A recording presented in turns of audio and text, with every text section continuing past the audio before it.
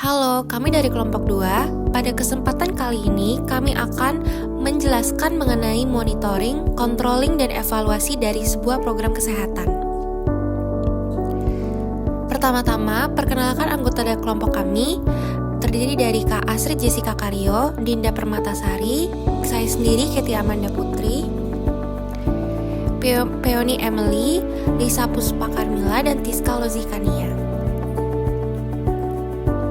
Berikut adalah outline dari presentasi kami. Yang pertama adalah monitoring dan controlling. Pada monitoring dan controlling tahap pertama yaitu adalah pengendalian. Pengendalian adalah proses memantau, membandingkan, dan mengoreksi performance kerja. Manajer tidak dapat benar-benar tahu apakah unit mereka berkinerja baik sampai mereka mengevaluasi kegiatan apa yang telah dilakukan dan membandingkan performance aktual dengan standar yang diinginkan. Selanjutnya controlling. Pada langkah pertama yaitu mengukur kinerja aktual. Untuk menentukan kinerja, seorang manajer harus mengukur terlebih dahulu bagaimana mengukur dan apa yang diukur. 5 sumber informasi yang digunakan oleh manajer untuk mengukur dan melaporkan kinerja aktual adalah pengamatan pribadi, laporan statistik, komputer pemantauan diri, laporan lisan, dan laporan tertulis. Berikut adalah penjelasan dari masing-masing poin, yaitu pengamatan pribadi, laporan statistik, komputer pemantauan diri, laporan lisan, dan laporan tertulis. Selanjutnya, langkah kedua, yaitu membandingkan performa aktual dengan standar. Meskipun beberapa variasi dalam kinerja dapat diharapkan dalam semua kegiatan, sangat penting untuk menentukan rentang variasi yang dapat diterima. Berikut adalah bagan mengenai rentang variasi yang dapat diterima. Selanjutnya langkah ketiga, yaitu mengambil tindakan manajerial. Manajer dapat memilih di antara 3 kemungkinan tindakan: tidak melakukan apa-apa, memperbaiki kinerja aktual, atau merevisi standar. Karena tidak melakukan apa-apa sudah cukup jelas, mari kita lihat dua lainnya. Berikut adalah bagian mengenai keputusan manajerial dalam proses kontrol. Selanjutnya adalah mengontrol kinerja organisasi. Kinerja adalah hasil akhir dari suatu kegiatan. Kinerja adalah apa yang dihasilkan dari kegiatan itu.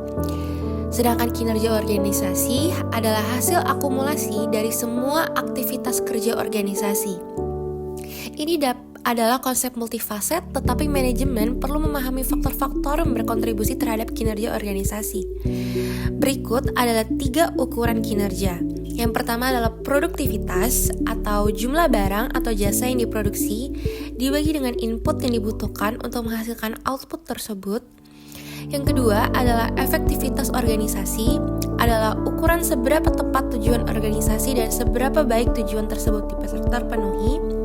Yang ketiga adalah peringkat industri dan perusahaan, yaitu cara yang populer bagi manajer untuk mengukur kinerja organisasi mereka.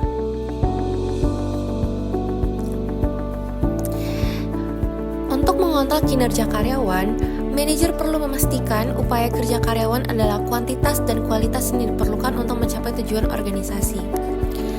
Maka dari itu, penting bagi manajer untuk memberikan umpan balik kinerja yang efektif dan dipersiapkan. Jika perlu, menggunakan tindakan disipliner yang diambil oleh manajer untuk menegakkan standar dan peraturan kerja organisasi. Sebagian besar karyawan melakukan pekerjaan mereka dengan baik dan tidak pernah membutuhkan koreksi formal.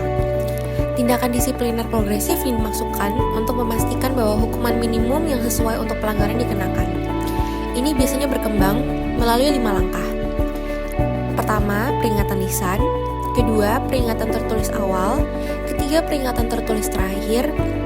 Keempat, peninjauan kembali penghentian atau penangguhan. Dan kelima, dalam kasus yang paling serius, surat pemecatan yang menyatakan alasan pemecatan. Berikut ini adalah alat untuk mengukur kinerja organisasi. Yang pertama, control feed forward atau concurrent feedback, yaitu manajer menerapkan kontrol sebelum aktivitas dimulai, selama aktivitas berlangsung, dan setelah aktivitas selesai. Tipe pertama disebut kontrol feed forward, yang kedua kontrol bersamaan, dan yang terakhir kontrol umpan balik. Jenis kontrol yang paling diinginkan kontrol umpan maju, mencegah masalah karena terjadi sebelum aktivitas aktual. Yang kedua adalah kontrol keuangan. Setiap bisnis pasti ingin mendapatkan keuntungan. Untuk mendapat tujuan ini, manajer pasti memerlukan kontrol keuangan. Yang ketiga, kontrol informasi. Manajer membutuhkan informasi yang tepat pada waktu yang tepat, dalam jumlah yang tepat, untuk memantau dan mengukur kegiatan dan kinerja organisasi. Yang keempat adalah pendekatan balance scorecard. Cara untuk mengevaluasi kinerja organisasi dari lebih dari sekedar perspektif keuangan. Dan yang kelima, perbandingan praktik terbaik. Pembandingan berusaha mengidentifikasi berbagai tolak ukur, standar keunggulan yang digunakan untuk mengukur dan membandingkan. Saran untuk perbandingan, hubungkan praktik terbaik dengan strategi dan sasaran. Identifikasi praktik terbaik di seluruh organisasi, kembangkan praktik terbaik, sistem penghargaan dan pengakuan. Komunikasikan praktik terbaik di seluruh organisasi, buat sistem berbagi pengetahuan praktik terbaik, memupuk praktik terbaik secara berkelanjutan. Berikut ini adalah masalah-masalah kontemporer yang terkendali. Yang pertama adalah media sosial sebagai alat kontrol. Memantau media sosial untuk komentar dan penilaian yang jujur. Yang kedua adalah perbedaan global dalam kontrol. Dalam sebuah perusahaan global, manajer operasi asing cenderung kurang dikendalikan oleh kantor pusat. Jika tidak ada alasan lain selain jarak, mencegah manajer dari dapat mengamati pekerjaan secara langsung. Yang ketiga, privasi tempat kerja. Manajer ingin memastikan bahwa rahasia perusahaan tidak bocor. Yang keempat, pencurian karyawan. Sebagai pengambilan properti perusahaan yang tidak sah oleh karyawan untuk penggunaan pribadi mereka. Yang kelima, tata kelola perusahaan. Sistem yang digunakan untuk mengatur perusahaan sehingga pemilik perusahaan terlindungi gagal total di CBS. Selanjutnya adalah evaluating. Proses evaluasi merupakan proses inquiry terapan untuk mengumpulkan dan mensintesis bukti yang berpuncak pada kesimpulan tentang keadaan, nilai, manfaat, signifikansi, atau kualitas suatu program, produk, orang, kebijakan, proposal, atau rencana. Kesimpulan yang dibuat dalam evaluasi mencakup aspek empiris, yang artinya sesuatu itu telah terjadi, dan aspek normatif, penilaian tentang nilai sesuatu. Evaluasi program menurut McNamara tahun 2014 adalah pengumpulan informasi dengan hati-hati tentang suatu program atau beberapa aspek dari suatu program untuk membuat keputusan yang diperlukan tentang program tersebut. Selanjutnya menurut Gao 2012, studi sistematis yang menggunakan metode penelitian untuk mengumpulkan dan menganalisis data untuk menilai seberapa baik suatu program atau bagian komponen dari program bekerja dan mengapa. Selanjutnya adalah aspek-aspek evaluasi program. Yang pertama, implementasi program. Untuk menilai apakah program atau komponen program dilaksanakan sesuai rencana, lalu untuk meneliti operasi atau proses suatu program. Lalu yang kedua, efektivitas program. Untuk menilai apakah program mencapai misi dan tujuan yang telah ditetapkan dan sejauh mana pencapaiannya. Lalu yang ketiga, akuntabilitas program. Evaluasi merupakan alat untuk menunjukkan akuntabilitas atau tanggung jawab program kepada berbagai stakeholder. Hasil evaluasi program dapat menunjukkan akuntabilitas. Selanjutnya adalah teori program dan model logika. Teori program adalah bagaimana program seharusnya bekerja, sedangkan model logika berguna untuk merancang program dan juga mengevaluasi program. Model logika menggambarkan hubungan sistematis antara sumber daya yang tersedia untuk suatu program, kegiatan atau proses kerja yang direncanakan dan dilakukan dengan sumber daya, dan efek atau hasil yang ingin dicapai melalui pengoperasian program. Dimulai dari resources, work process, hingga desired results, mission objectives. Berikut ini adalah penggunaan teori program dan model logika dalam evaluasi program. Yang pertama, pada tahap perencanaan. Pada tahap perencanaan, memiliki gagasan yang jelas dan kohesif tentang program, mengevaluasi kemungkinan keefektifan program di masa mendatang, dan memastikan tujuan dapat dicapai dan penting. serta mengembangkan kerangka pemantauan, evaluasi, dan program pelaporan untuk digunakan selama pelaksanaan program. Yang kedua, pada akuntabilitas program. Identifikasi aspek penting yang berpengaruh terhadap pelaksanaan program, identifikasi pertanyaan evaluasi utama, menilai kesiapan program, evaluasi format atau proses pelaksanaan program. Yang ketiga, tahap evaluasi formatif.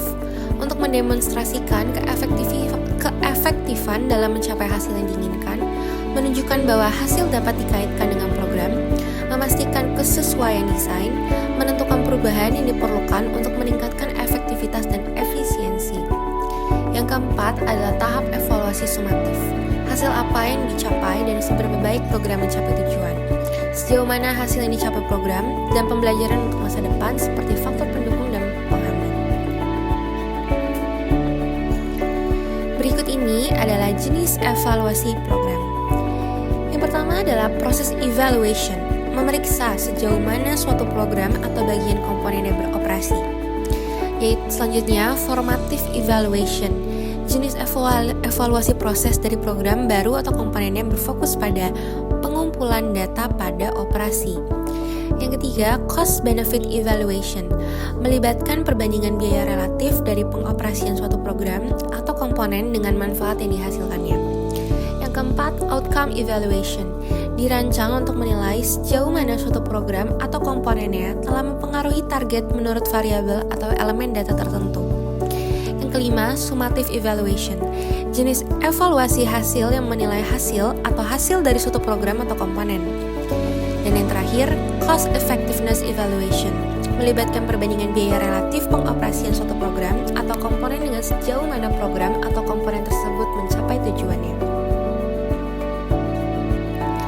Berikut adalah kerangka kerja CDC untuk melakukan evaluasi program. Yang pertama adalah engaging stakeholders, setelah itu describe the program, selanjutnya adalah focus the evaluation design, selanjutnya adalah gather credible evidence, setelah itu justify conclusion and make recommendation, dan setelah itu ensure use and shared lesson learned. Standarnya adalah utility, feasibility, propriety, dan accuracy. Standar dalam kerangka evaluasi CDC. Dan menurut standar utilitas, memastikan bahwa evaluasi akan memenuhi kebutuhan informasi pengguna yang dituju. Lalu standar kelayakan, memastikan bahwa evaluasi akan realistis, hati-hati, diplomatis, dan hemat. Selanjutnya standar kesopanan, memastikan bahwa evaluasi akan dilakukan secara legal, etis, dan dengan memperhatikan kesejahteraan mereka yang terlibat dalam evaluasi, serta mereka yang terpengaruh oleh hasilnya. Selanjutnya adalah standar akurasi, memastikan bahwa evaluasi akan mengungkapkan dan menyampaikan informasi yang memadai secara teknis tentang fitur yang menentukan nilai atau manfaat dari program yang sedang dievaluasi.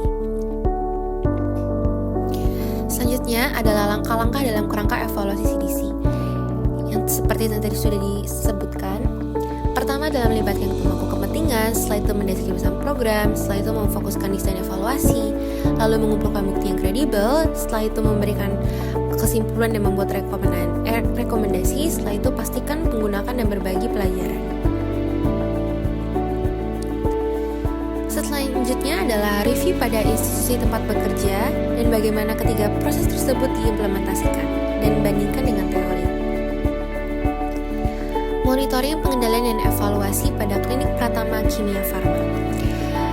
Pada proses monitoring atau pada proses pemantauan, yang telah dilakukan adalah yang pertama rekam medis pasien. Pada klinik Pratama Kimia Farma memiliki sistem pencatatan pasien yang baik untuk melacak riwayat medis, perawatan yang diberikan, dan rencana perawatan selanjutnya, sehingga mengetahui riwayat pasien sebelum datang ke klinik.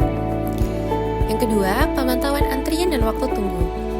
Selain itu, memantau waktu tunggu pasien dan mengidentifikasi area di mana antrian dapat diatur untuk meningkatkan efisiensi, yaitu pasien dapat mereservasi terlebih dahulu sehingga pasien tidak menunggu terlalu lama di klinik. Yang ketiga adalah persediaan bahan. Memantau persediaan bahan medis dan peralatan untuk memastikan tidak ada kekurangan yang dapat mengganggu pelayanan. Di dalam klinik mempunyai beberapa stok bahan medis sehingga jika bahan habis, masih ada persediaan bahan yang disimpan. Selanjutnya adalah tahap pengendalian atau kontrol.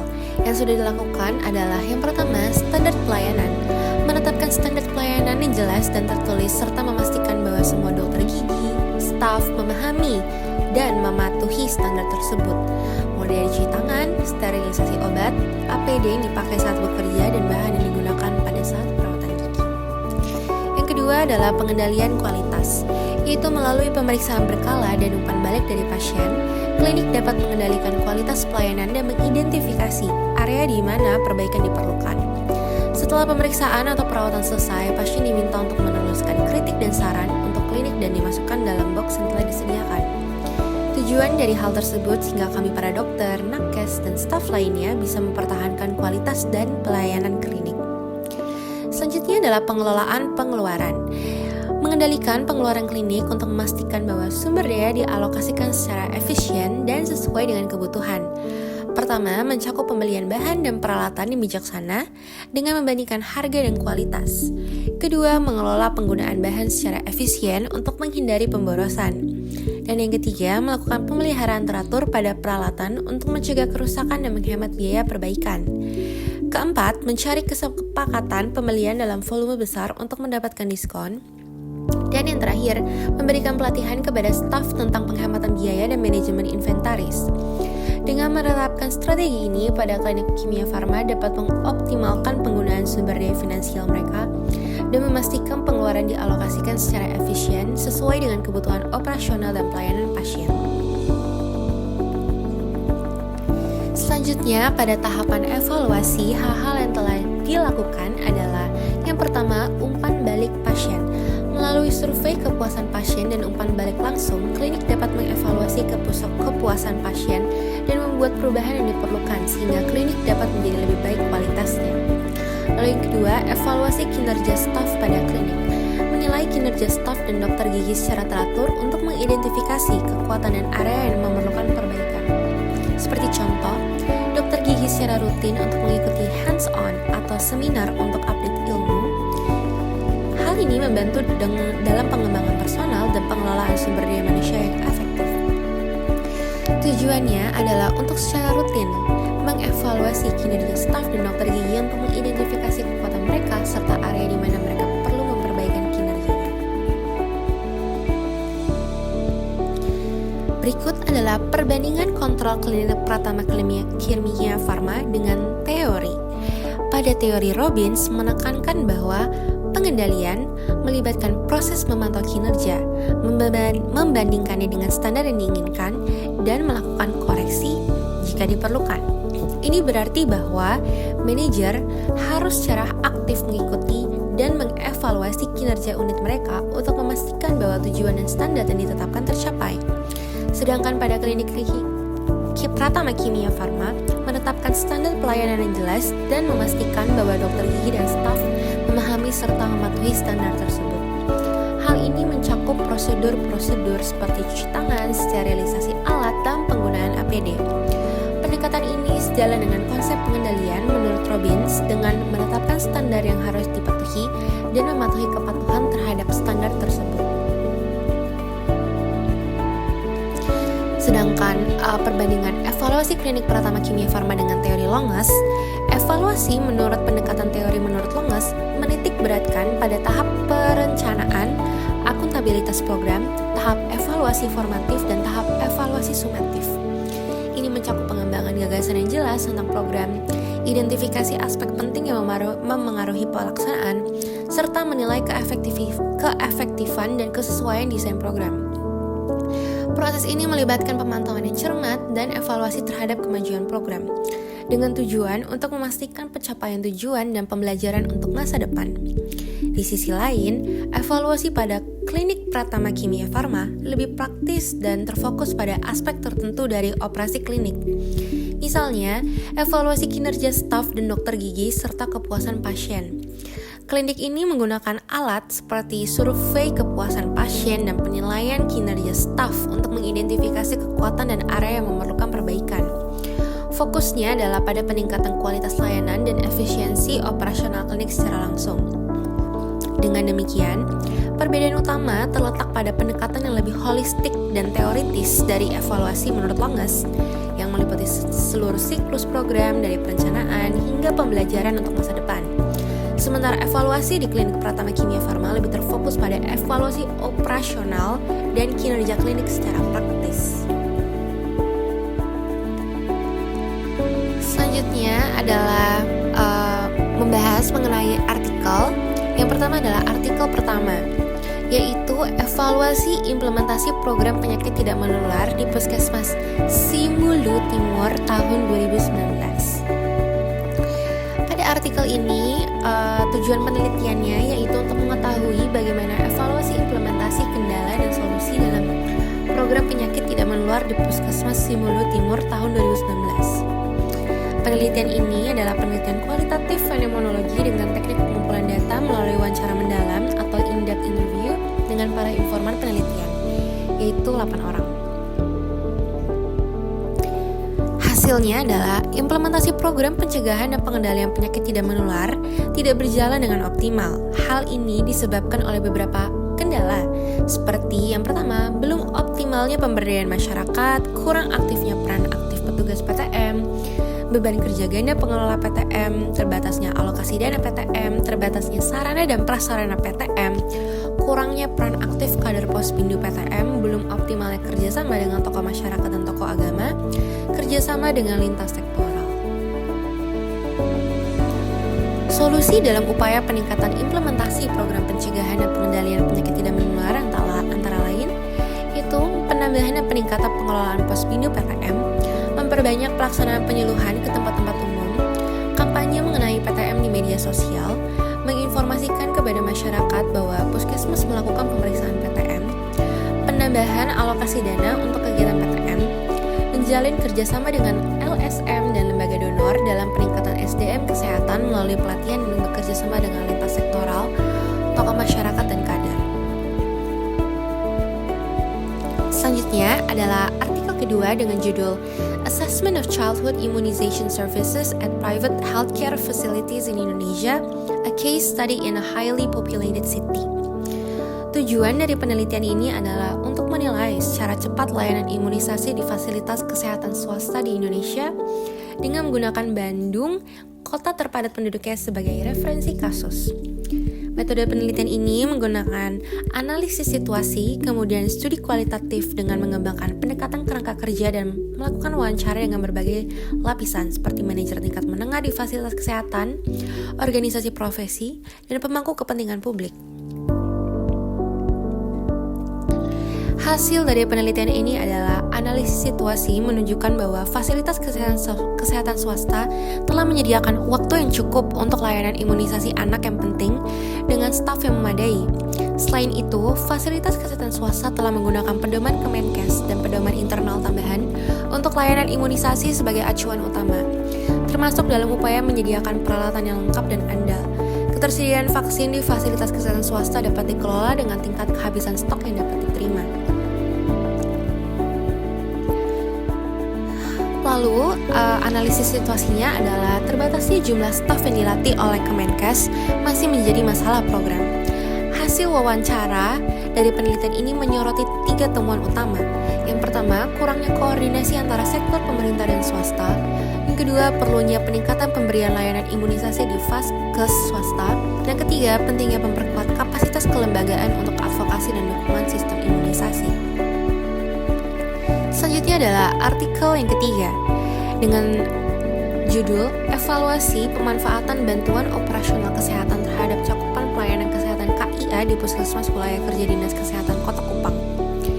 Tujuan dari penelitian ini adalah untuk mengetahui bagaimana pelaksanaan dana bantuan operasional kesehatan berdasarkan masukan, proses, pengeluaran, dan hasil di Puskesmas Kota Kupang.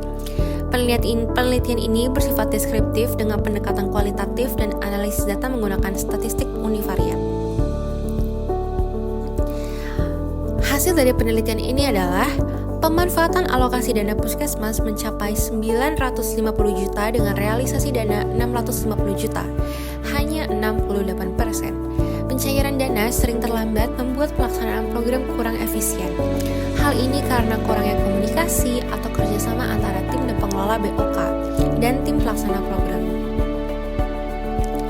Selanjutnya, Sumber daya manusia pada puskesmas masih kurang kompeten dalam menangani keuangan dan terdapat banyak tugas di luar kompetensi yang akhirnya meningkatkan beban kerja, membuat hasil yang diberikan tidak memadai. Puskesmas membuat mini workshop, pertemuan lintas sektor, lalu menyusun laporan dan indikator keberhasilan, tetapi indikator belum mencakup berbagai program. Contoh, program KIA tidak semuanya terbiayai oleh BOK. Oleh karena itu, dibutuhkan yang pertama, workshop atau pelatihan SDM yang lebih terfokus pada kebutuhan di lapangan. Yang kedua, penyetaraan sistem komunikasi agar BOK dapat turun dengan benar dan tepat waktu. Yang ketiga, inovasi baru terkait pelaksanaan program agar dapat terlaksanakan dengan lancar. Selanjutnya adalah artikel keempat yang berjudul Evolution of the Monitoring and Evaluation Strategies to Support the World Health Organization's Global Program to Eliminate Lymphatic Filariasis. Tujuan dari penelitian ini adalah untuk menyediakan kerangka monitoring dan evaluasi yang kuat untuk mendukung program eliminasi dengan pendekatan penelitian yang mencakup pemantauan program, pengendalian penyakit, dan evaluasi keberhasilan program. Hasil dari penelitian ini dibagi menjadi dua, yaitu yang pertama tahap pemantauan. Pada tahap pemantauan yang telah dilakukan adalah yang pertama penggunaan teknologi baru, seperti penggunaan tes antigen cepat atau tes serologi baru telah menjadi pilihan yang populer karena kecepatan, kepraktisan, dan akurasi yang lebih baik dibandingkan dengan metode sebelumnya. Penggunaan teknologi ini memungkinkan identifikasi kasus lebih awal dan intervensi yang lebih cepat. Lalu yang kedua adalah peningkatan akurasi alat diagnostik melalui pengembangan versi yang lebih sensitif dan spesifik dari tes antigen atau tes serologi atau penggunaan kombinasi tes untuk meningkatkan keandalan diagnosis. Lalu yang ketiga adalah penyesuaian terhadap kondisi lapangan yang berubah. GPELF harus fleksibel dalam menyesuaikan metodenya sesuai dengan kondisi lapangan yang berubah dengan cara memperbarui pemetaan penyakit secara berkala, kolaborasi dengan pihak terkait, dan pengembangan program edukasi dan kesadaran masyarakat. Selanjutnya adalah tahap evaluasi, dan hal-hal yang telah dilakukan adalah yang pertama, analisis data epidemiologi. Analisis data epidemiologi ini meliputi pemantauan prevalensi mikrofilarimia dan antigenemia sepanjang waktu untuk melacak penurunan insiden penyakit di berbagai wilayah. Analisis ini memungkinkan penilaian terhadap efektivitas strategi intervensi yang diimplementasikan. Selanjutnya adalah tinjauan kualitas layanan kesehatan. Penilaian terhadap distribusi obat-obatan, kepatuhan terhadap protokol pengobatan, dan ketersediaan layanan di berbagai tingkatan sistem kesehatan. Evaluasi ini membantu memastikan bahwa intervensi yang direncanakan dilaksanakan dengan benar dan efektif. Selanjutnya adalah penilaian dampak intervensi, yaitu melibatkan perbandingan antara kondisi awal sebelum intervensi dengan kondisi saat ini untuk mengukur penurunan insiden penyakit. Penilaian dampak ini dapat dilakukan dengan menggunakan data surveillance dan studi evaluasi khusus. Lalu, konsultasi dengan pihak terkait, konsultasi dengan tenaga medis, peneliti, Pemda, dan organisasi non-pemerintah, bertujuan untuk mendapatkan pemahaman yang lebih komprehensif tentang keberhasilan dan tantangan yang dihadapi. Selanjutnya adalah perbaikan dan peningkatan. Berdasarkan hasil evaluasi, langkah-langkah perbaikan dan peningkatan kemudian diidentifikasi dan dilaksanakan. Ini mungkin termasuk penyesuaian strategi intervensi, peningkatan pelaksanaan program di lapangan, atau penguatan kapasitas tenaga kesehatan lokal. Baik, selanjutnya berikut adalah daftar pustaka. Terima kasih telah mendengarkan presentasi dari kelompok kami.